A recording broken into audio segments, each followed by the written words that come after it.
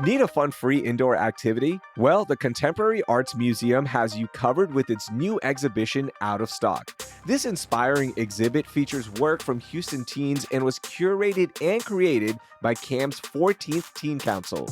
The artwork really makes you think and reflect on big ideas like consumerism and identity. Out of Stock is made by teens, but everyone will enjoy it. The exhibit is running now until October 19th, so head to camh.org to learn more. And don't forget, CAM is always free. I'll see you there. I just got back from Port Aransas, and I can't stop thinking about the salty vibes and sun-soaked memories from the Texas coast. Port Aransas is such a unique beach town. It's a place where family traditions unfold naturally, like surfing with my daughter, and beauty lies both in island views and the unhurried moments between adventures, like parasailing with the entire family. One visit and you'll see why generations of Texans have anchored their traditions to the island life. Start your new favorite family traditions in Port Aransas, Texas. Go to visitportaransas.com and plan your trip to Houston's beach.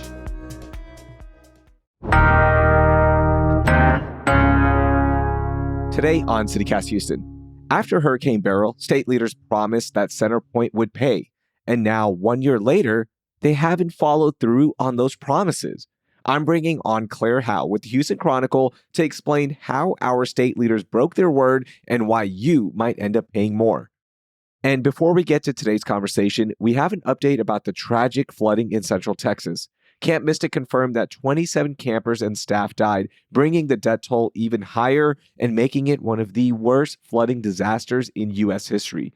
We'll talk about it more on Friday's episode. Our hearts go out to all who are impacted by this tragedy. It's Tuesday, July 8th. I'm Raheel Ramzanali, and here's what Houston's talking about. Claire, remind us, why did CenterPoint get so much blame for the power outages after Hurricane Beryl? Because at the end of the day, it was a hurricane. I think something that state leaders and everyday residents just blasted CenterPoint for again and again in the aftermath of Hurricane Beryl was poor communication. The most egregious example of this was the fact that their outage tracker was down. It had first broke during the May derecho, and then CenterPoint never fixed it. And then by the time Hurricane Beryl rolled around, it still wasn't functional. And so, people, they didn't know, their friends or their family, unless they tried to contact them, whether they had power or not, where they could go to charge their phone or to refresh on supplies.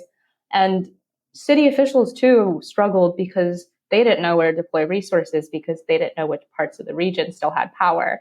And also without the power outage tracker, restoration timelines were really difficult for everyday residents to get for their addresses. So I think the fact that, people were sitting at home in triple degrees feels like not knowing when their power would be back on.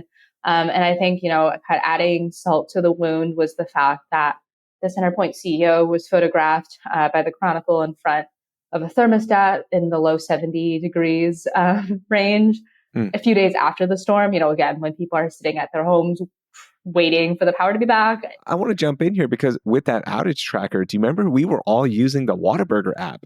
Because that was more reliable in terms of what area had power based on which Whataburger location was open, as opposed to the CenterPoint app, which you just laid out, was not working. We didn't know restoration timelines. We didn't know if our neighbors had power, family members who might be vulnerable, right? Like senior citizens, young kids. We didn't know anything, but the Whataburger app was working. It's mind-boggling. Right. And I think, just that the fact that that's so absurd, like national outlets highlighted it because it's just the kind of thing that you can't make that stuff up. Right? That the local utility wouldn't be able to tell you which parts of the region has power in an accurate way, but the Whataburger, the local fast food chain can. Then also two of my colleagues, actually, they published an investigation revealing that CenterPoint had spent at the time, what we thought they had spent was $800 million on a set of generators. Now we know it's actually nearly $1 billion. And most of these generators weren't able to be used to restore power after Hurricane Beryl. In fact, they've never been used because they're only meant for these very rare types of outages and not for outages where, storms come in and damage power lines and poles, the most common types of outages that CenterPoint deals with. And so just the fact that, CenterPoint had reduced spending on tree trimming, and then trees came down and knocked down so many of their poles and wires and caused a record number of outages, 2.2 million customers. So that's 2.2 million homes and businesses in the CenterPoint area lost power. Mm-hmm. That's a record for the company in its history. And instead of spending money on tree trimming, they had spent nearly $1 billion on equipment that was mostly useless. And that really, really also, made state leaders very angry in the aftermath. Yeah, and I want to talk about those generators in a second, but I do want to point out, like everything you just laid out, the lack of tree trimming, the restoration timelines, the outages, all of those things resulted in several deaths around the city of Houston. Now, there were people who lost their lives due to hurricane-related incidents, right? But there were several caused because of how long it took to restore power. And that's not talked about enough. Like just the loss of human life because of what happened with CenterPoint is so sad to think about. Houston Public Media did a really great analysis about how 3/4 of the deaths after Hurricane Beryl were senior residents, the most vulnerable among us. And then about half of those senior residents had passed away because of overheating, related to power loss. It's just heartbreaking to think about that.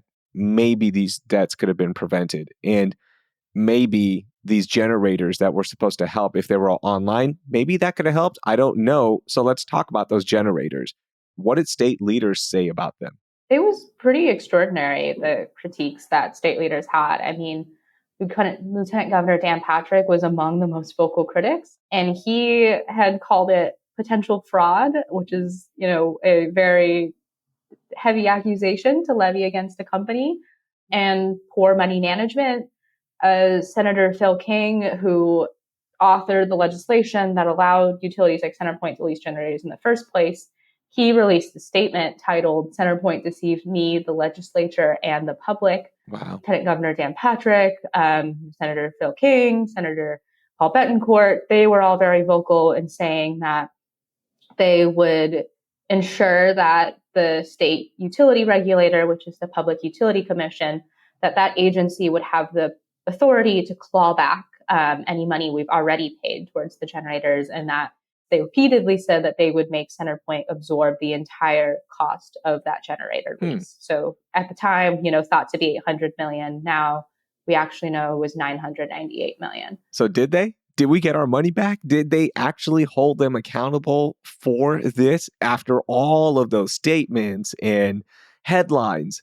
I'm sure they did something, right? A year later, where do we stand with that? So it's interesting because then Senator Phil King, he filed legislation, Senate Bill 231 initially, that had language in it that would have given the Public Utility Commission the authority to order a utility to issue refunds for any costs that are deemed to be unjustified or misrepresented to the public. And then in April, Senator Phil King and the Senate Business and Commerce Committee, which is the committee that oversees utilities, they had a hearing and they removed that language from the bill. They said that language that would have given the agency the power to order a utility to issue refunds was no longer needed. What? Because CenterPoint apparently had come up with these other ways to, quote, make ratepayers whole or make customers whole. So CenterPoint, one of their executives then came before lawmakers and said, instead of issuing refunds, here's all the various things we're going to do. What CenterPoint has said is that up through April of this year, Houston area residents and businesses, we've paid $480 million for those generators that weren't usable. So they were going to, in other ways, make up for that $480 million. But my colleague Nina Satija and I, we took a deep dive into this proposal, and it takes a little bit of explaining. So do you want me to go into that? Yeah, explain this, because I, as somebody who pays all of these CenterPoint fees, and it is, of course, our utility across this area, I want to know, what did they lay out? How come we didn't get this money back, or quote unquote did get our money back, but I haven't seen anything. Lay this out for me, please. Yeah. So long story short, CenterPoint's proposal has a lot of holes. And at the end of the day, we're taking their word for it. But to get into the details of the matter, so of the 480 million, right, CenterPoint is counting this 235 million rate decrease that it agreed to in January with city representatives and consumer representatives. But the problem is cities and consumer representatives all say that CenterPoint is essentially double counting this rate decrease because it's a rate decrease that these city representatives and consumer representatives and even the Public Utility Commission, so even the agency that regulates CenterPoint, all of them said that CenterPoint should have given customers this rate decrease before Hurricane Beryl even happened. Oh, gosh. So this was already a rate decrease that was there was already momentum towards this rate decrease before Beryl happened and all of the issues we talked about had happened before the issue of the generators was even brought into the public consciousness. And so the city of Houston, they say it's not at all accurate to characterize this rate decrease, which is unrelated for other issues and was already on its way to customers before Beryl happened as a refund for the generators. And they want a public hearing on why CenterPoint would count that. Claire, I want to jump in. Has CenterPoint said anything about that? They would argue that, this rate decrease before Beryl was not justified, that, the city and the utility commission and the consumer representatives were wrong, and that they had only agreed to this rate decrease in the end, months later after Beryl because they were trying to make up for the generator controversy. But I think, that claim is harder to believe when you see documentation from the cities and from the utility regulator and from the consumer representatives all laying out why before Beryl they believe customers are already entitled to this rate decrease. So that's 235 million of this proposal. Wait, before you move on, Claire, can you clarify something for me? So it was $1 billion spent on the generators, right? Right. But we're talking about $480 million right now. I'm confused by the numbers. Explain that just a little bit more. Yeah, so there's a lot of numbers and it gets very confusing. And I think part of the way that CenterPoint had gotten lawmakers to agree to this proposal is because there's a lot of numbers and it's confusing. So the cost of the lease is $800 million for the generators. Okay. But again, the bulk of that lease were for these largely unusable generators. But then factoring in CenterPoint's profit on the whole investment, that's how you get to $1 billion. So essentially, they're making nearly $200 million profit. So that's how you get to the $1 billion. And that's the cost that we would have paid as customers is the $1 billion. So that would have gone to us. All right. So then from there. Yes. So from there, we've already paid about half of that lease. So what CenterPoint has said is it will never charge customers for the remaining 500-ish million or so, right? So the future costs that we haven't already paid, CenterPoint says those are coming off of rates. We'll never pay for them. Okay. But what is at issue is the 480 million. They're already allowed to collect from us. What do we do there?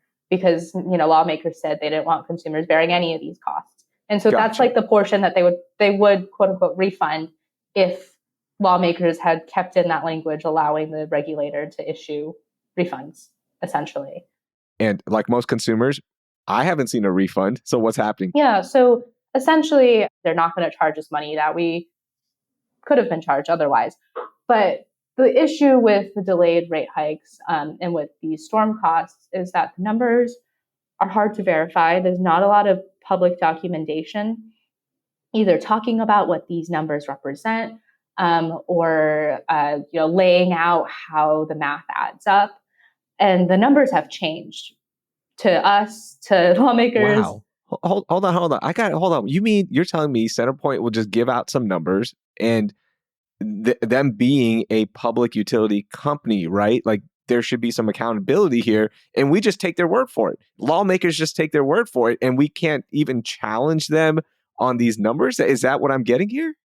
It's so opaque, right? The utility holds all the data, and because the agency isn't ordering the refund process, there's not a lot of public documentation that CenterPoint has to file to prove, for example, that not filing for a certain amount of storm costs or delaying rate hikes will save consumers the amount that they say consumers won't have to pay. And because the numbers keep changing, it's also hard to really understand what we're working with here.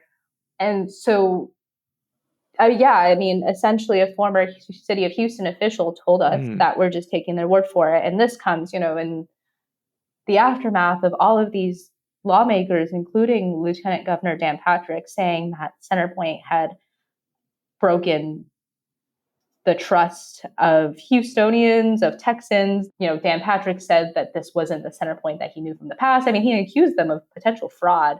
And so a year later, to be happy to take the company's word for what they're doing is a pretty sharp turnaround. Wow. So basically, because of these numbers that we really can't verify, some funky accounting, saying that we're actually going to decrease the rate, I'm not going to get a check back for that, right? Like there's going to be nothing on my statement that says, hey, sorry, here's some money back. That's what I'm getting here. Yeah, that's a good takeaway.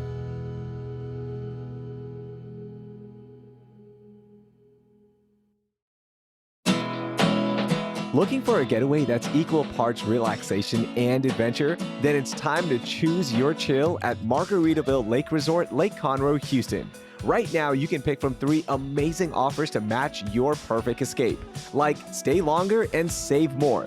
That means more time to unwind and enjoy everything Margaritaville has to offer, like my favorite, hanging out by the resort-style pool with a cold drink. And if you're looking for a weekday retreat, Margaritaville Lake Resort has you covered. Book a weekday stay and score a $50 credit to use on spa treatments, dining, and more at the resort. And for our everyday heroes like nurses, teachers, first responders, and military personnel, you can relax lakeside with a special $99 heroes rate. No matter how you chill, there's a deal with your name on it. And it's all just an easy 1-hour drive north of Houston. So what are you waiting for? Head to Margaritaville Resort, LakeConroe.com and choose your chill today.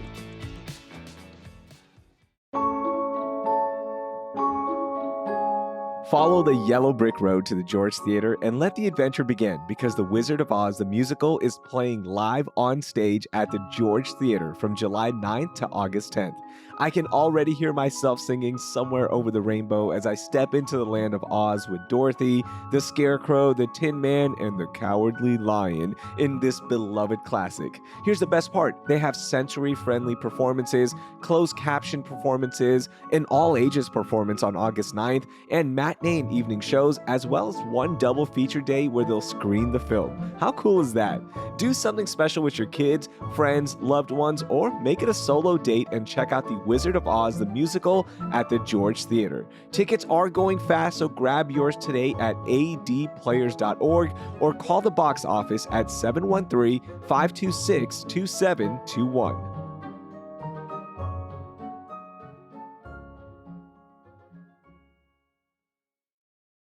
I want to zoom out a little bit and talk about CenterPoint. We've all aired our frustrations with CenterPoint. What's the root problem here? Because it seems like CenterPoint is a company that is in the business to make profits. And look, every company is. I get it. But they also have to provide reliable power when we need it the most. And from everything you just laid out, it seems like that's not their goal. It's just profits. That's it. You've really hit the nail on the head. And this was something also that Texas lawmakers were really passionate about saying they were going to fix in the aftermath of Beryl. It's the fact that CenterPoint, like all the other companies that own power lines that are investor owned, like CenterPoint is, their primary obligation is to the company's shareholders. It's to get a return for those shareholders. And the way you give shareholders a return, the way CenterPoint makes its profits, is mostly by spending a lot of money on new equipment and by cutting down on maintenance and cutting down on tree trimming. So the incentives here are really aligned for CenterPoint, for example, to have this $1 billion lease of generators that can't be used after a hurricane to restore power and to cut down on tree trimming. It's also, with the outage tracker, I know we were mentioning that earlier, is something that everybody was so mad about after Beryl. Lawmakers also wondered if the broken incentive structure I talked about, if that contributed to why the outage tracker was broken, because before Hurricane Beryl, CenterPoint's outage tracker was hosted on a physical server. So on equipment, on equipment that they could earn profit from. And this equipment was damaged during the May derecho. That's one reason the outage tracker broke.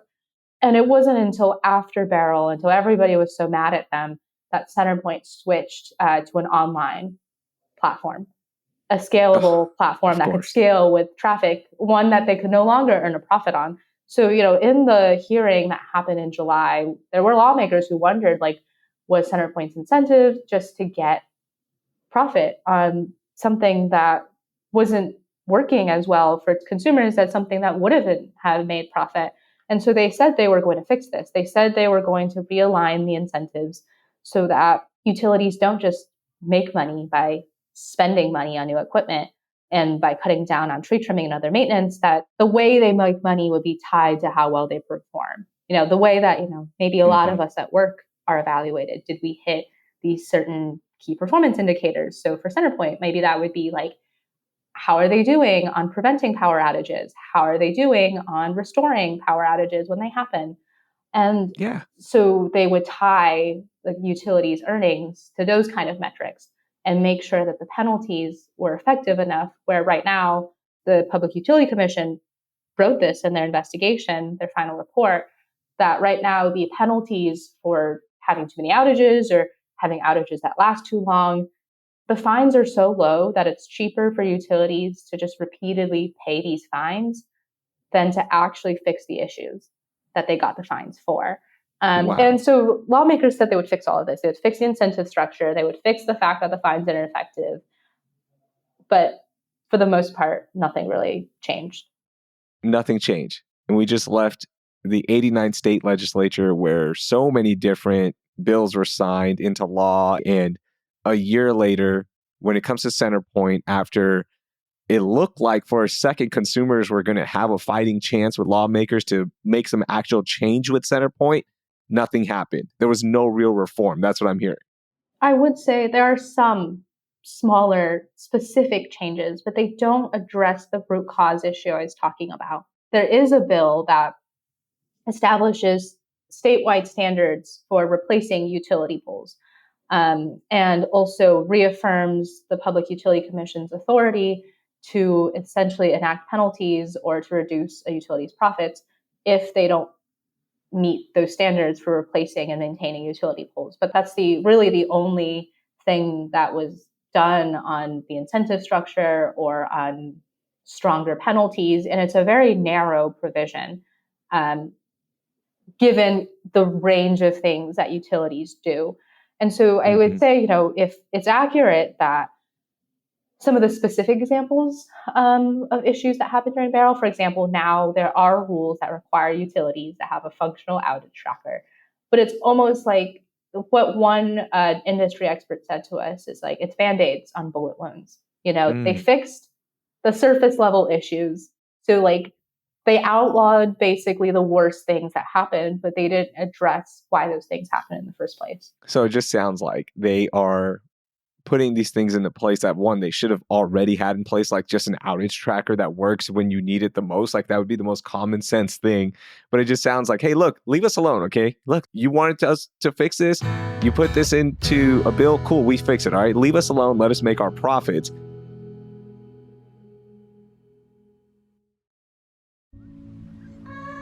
Like me, you're probably looking for some good road trips to make the most out of summer. Well, let me tell you about Port Aransas. My family and I spent a weekend there, and we can't wait to go back because Port A is such a unique beach town.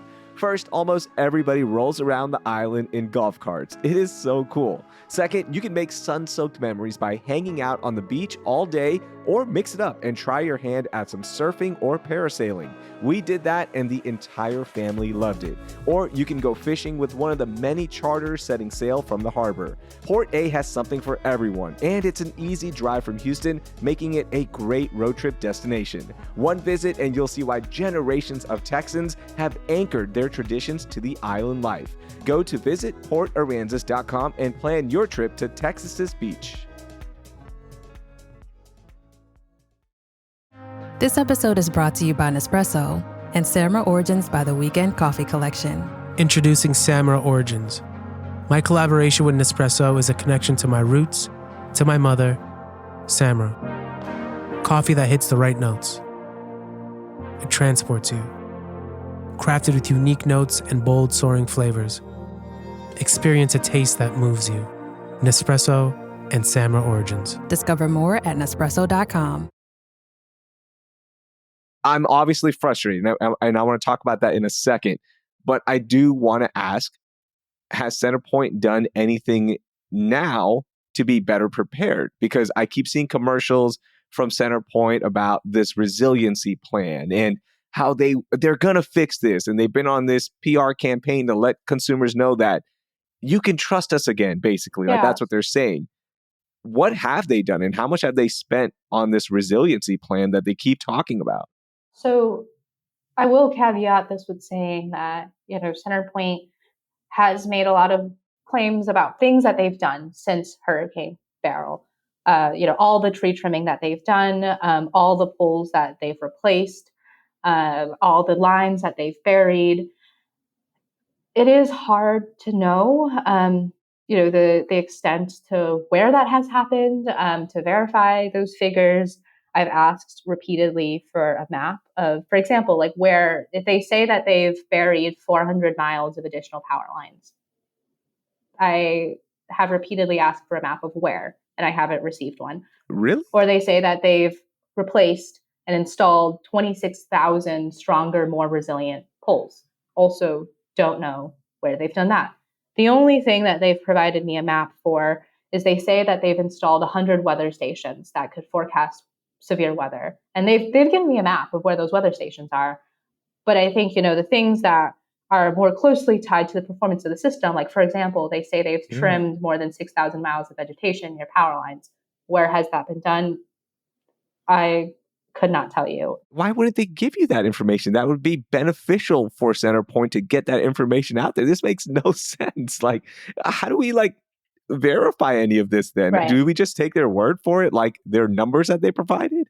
That's kind of the caveat that I wanted to say is, CenterPoint has, said that they've launched on what they call their Greater Houston Resiliency Initiative. That's probably what you've seen all the ads for. And, all the statistics that I just listed of how much work they've done, but it's just hard to verify those figures and to know where that work has been done. I've talked to a community leader in Northeast Houston, and he wants to know, because that region was so battered by Beryl and they're so disproportionately affected by storms, like, is his region getting priority, or just where are the priority regions? Mm-hmm. Is this work being done in the areas that are hit hardest by outages, or that have the most long-lasting outages? Like, what is the decision-making process around where this work is done? That, that hasn't been public. And so it's hard to know, I guess, the context around the work that they have done. And then they do want to invest even more into their system. They've agreed to this plan with city representatives and consumer groups to basically spend $3.2 billion on their power grid in the next 3 or so years, from 2026 to 2028. And they say that this will also really help dramatically reduce the impact of outages on their system. This will really bolster their system against extreme weather.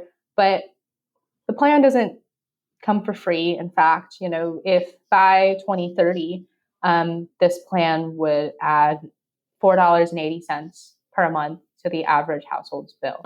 Of course. That's what I was going to ask you. Is like, how much is all of this going to cost us? Because obviously CenterPoint, and this is my opinion, they value profit over reliability.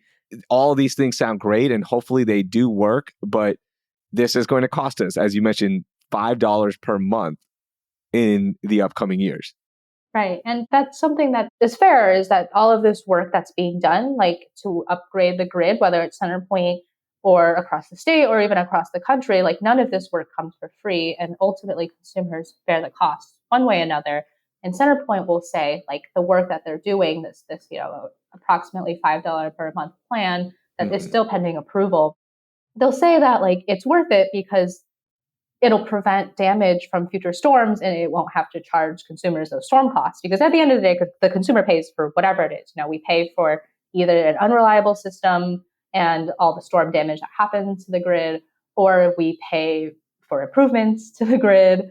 And so CenterPoint is saying, like, wouldn't you rather pay for an improved grid and not have to have outages or have shorter outages than to just keep paying a storm cost, which I mean we're also doing. Mm-hmm. They want to charge $1.3 billion for Hurricane Beryl and two other storms that happened in the last year, and they've already received permission to charge $400 million for the May derecho that happened. Wow. So, I mean, at the end of the day, like these rates are going to be added to our bill, and that's probably something that's not highlighted as much in these commercials. Oh, tell me about this 1.3 billion for Beryl in the snowstorm. Is there a chance that this will be now passed on to us as well? Yeah, that's what CenterPoint is seeking to charge us for Hurricane Beryl, and then also for Hurricane Francine. It's that that hurricane that I believe hit Louisiana and didn't really have an impact here in Houston, and then also the January snowstorm, which also had very little impact on CenterPoint's electrical infrastructure, barely any outages. But CenterPoint has combined all of these different storms together into this $1.3 billion ask, essentially, from the public utility regulator. It's working its way through the process. Like the cities and the consumer groups are fighting back on it.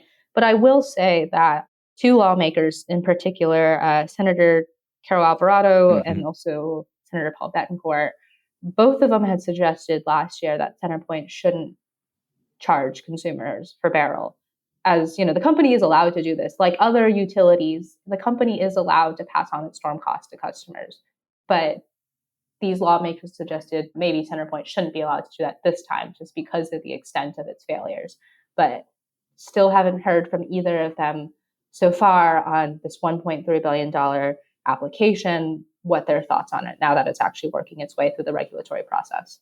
Claire, I mean, this is a saying that we all know, nothing in life is free. So the resiliency plan, I'm sure it's going to end up costing us, the consumers.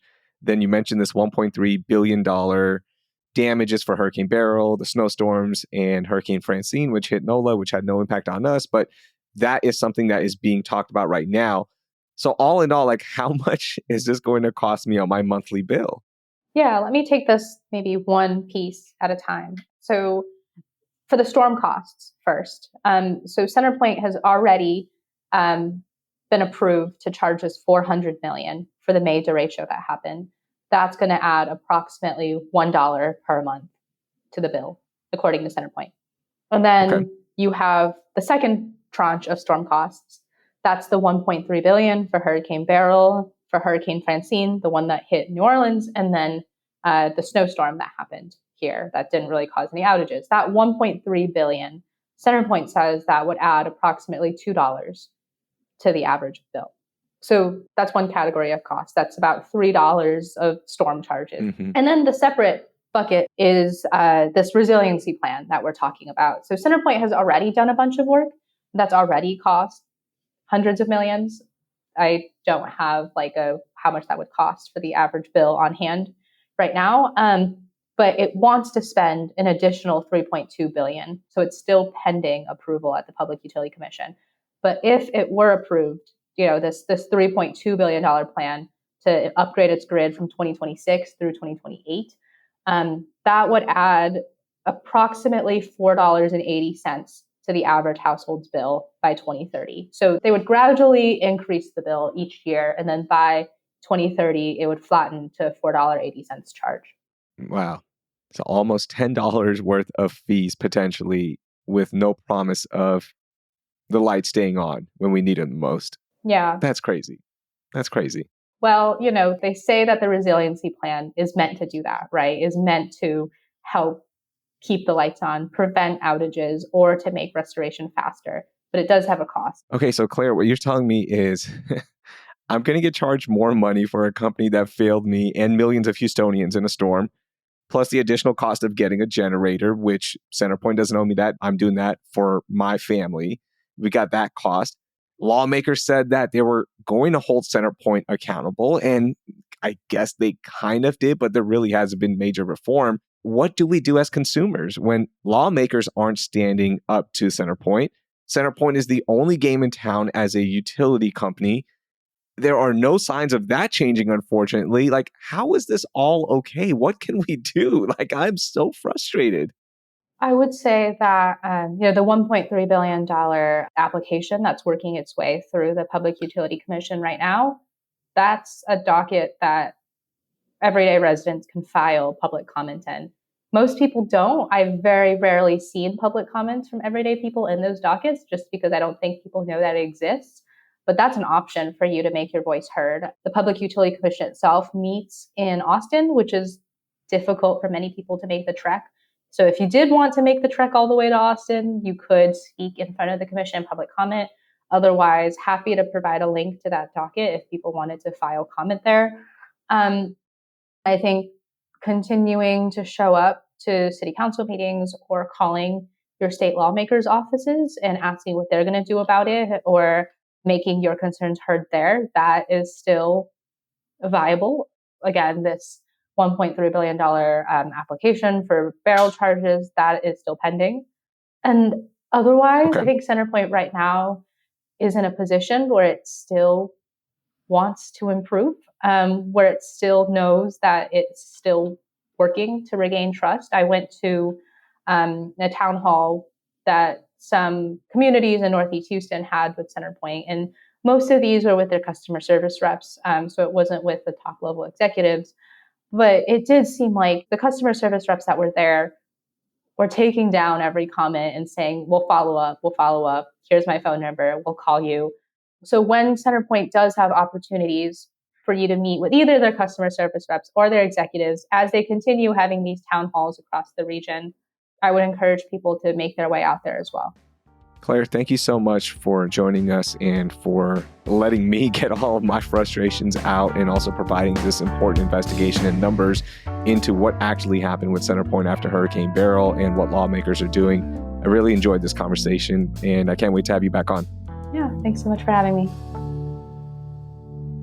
I know the news has been heavy, so I want to leave you with something more upbeat. It's time for our Museum Minute brought to you by Contemporary Arts Museum Houston.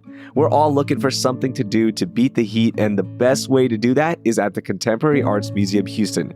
They're actually hosting a summer community celebration on July 12th. This free, family-friendly event will have music, art making, and so many other fun activities. Plus, you can explore their current exhibitions, including the vibrant color fields of Tamashi Jackson and the powerful multimedia artwork by Houston area teens. Learn more at camh.org.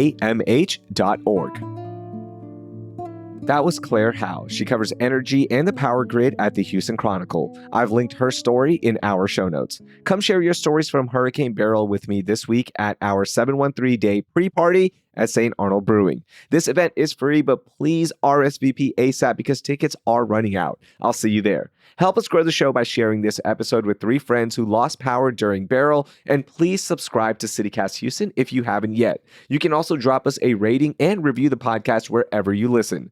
Also, don't forget to subscribe to our daily newsletter, Hey Houston, for local news, events around town, and so much more. You can do that at houston.citycast.fm.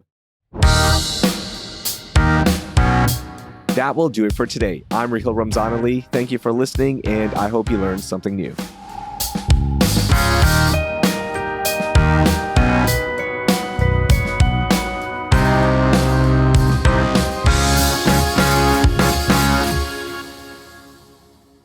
Hey, Claire, hold on. Well, yeah, so it looks like we're having some signal issues.